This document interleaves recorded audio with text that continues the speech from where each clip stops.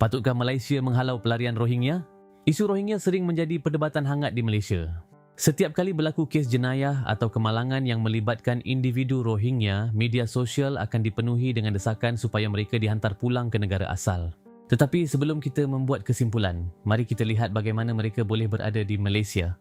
Rohingya merupakan kumpulan etnik Muslim yang berasal dari negeri Rakhine di Myanmar. Walaupun mereka telah menetap di kawasan itu selama beberapa generasi, kerajaan Myanmar tidak mengiktiraf mereka sebagai salah satu etnik rasmi negara tersebut. Pada tahun 1982, Myanmar memperkenalkan undang-undang kewarganegaraan yang menyebabkan kebanyakan Rohingya kehilangan status sebagai warga negara. Sejak itu, mereka menghadapi pelbagai sekatan, termasuk dalam pendidikan, pekerjaan, pergerakan dan perkhidmatan kesihatan.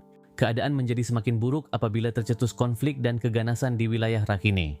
Ramai penduduk kehilangan rumah, ahli keluarga dan sumber pendapatan.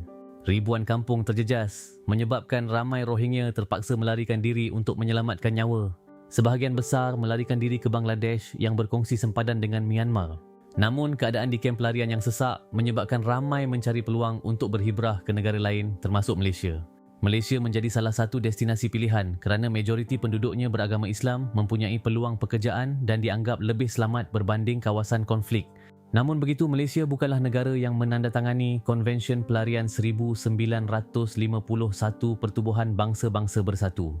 Ini bermakna pelarian Rohingya tidak diberikan status pelarian secara rasmi di bawah undang-undang negara. Akibatnya, mereka sering berdepan kesukaran mendapatkan pekerjaan tetap, pendidikan formal dan akses kepada pelbagai kemudahan awam. Dalam masa yang sama, sebahagian rakyat Malaysia melahirkan kebimbangan mengenai peningkatan jumlah pendatang tanpa izin, persaingan pekerjaan dan isu keselamatan. Ada yang berpendapat Malaysia telah terlalu lama menanggung beban dan pelarian Rohingya perlu dihantar pulang. Namun, ada juga yang berpendapat bahawa menghantar mereka pulang bukanlah penyelesaian mudah kerana keadaan di Myanmar masih belum stabil sepenuhnya. Persoalannya sekarang, adakah Malaysia perlu mengutamakan keselamatan dan kepentingan negara dengan menghantar pulang pelarian Rohingya? Atau adakah Malaysia perlu terus memainkan peranan kemanusiaan dengan memberi perlindungan kepada mereka yang melarikan diri daripada konflik? Isu ini tidak mempunyai jawapan yang mudah. Ia melibatkan soal keselamatan negara, ekonomi, undang-undang dan juga kemanusiaan. Seterusnya, apa pendapat anda tentang isu ini?